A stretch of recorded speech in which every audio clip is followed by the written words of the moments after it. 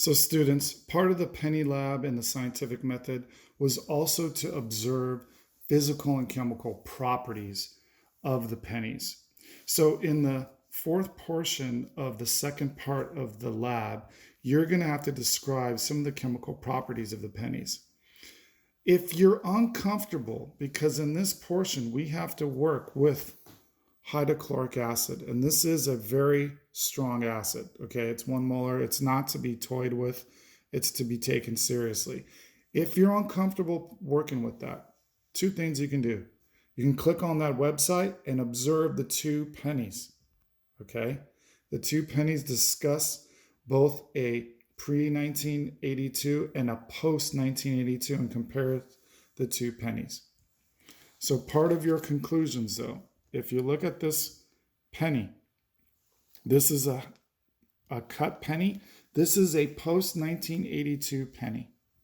And they cut one for you. This came in your bundle from Miramar College. If you also prefer, you can watch this as well. But by now, you're understanding that part of this lab was determining the physical property of the pennies before 1982 and after 1982, and you're seeing that those densities based on the mass and the volume are quite different. So they're actually different chemical compositions, and that's why you're going to see that there's a difference in reaction. One of the cool things about the pennies, if you can actually see, you can see in the center of this penny that it's actually not copper. Right? If you look at, it's hard for me to do this simultaneous. If you look, it has a B clad, so it has like kind of a nickel with a brown color copper on the outside, sometimes copper plated, but in the interior there is zinc. So that is one of the things. Now, if I add this zinc to this evaporating dish and add a small amount of hydrochloric acid, this is where you want to be careful. In fact, if you want to grab a Pasteur pipette, I would do that, the disposable pipettes. I used one earlier for showing volume on a video, but you can use one of these disposable pipettes. I'm pretty comfortable with the acid. I'm going to pour it straight in there. I'm going to use a small amount. You want to protect your counters, maybe have a napkin, but I'll pour a small amount in there. And as soon as I pour that in there, if you can look closely, you notice, and you might not, but you're noticing that there's a color change and there's some bubbling.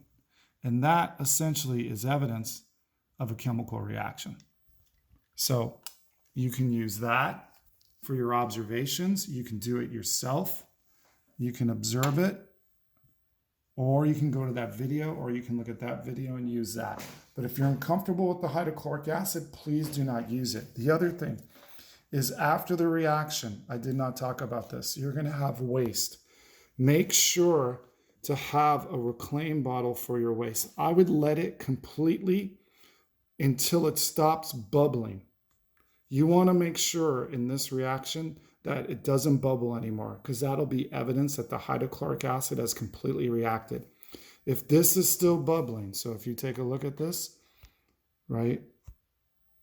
If it's still bubbling, it's kind of hard to see, but if it's still bubbling, do not pour it in this bottle. Once that stops bubbling, it's evidence that the hydrochloric acid is gone. You can pour the waste in this bottle, label it waste. Don't get confused with this. This is a waste bottle. You're going to bring this back to Miramar. I actually put a bunch of tape to make sure that I don't confuse it with a normal drinking bottle. So, thanks so much.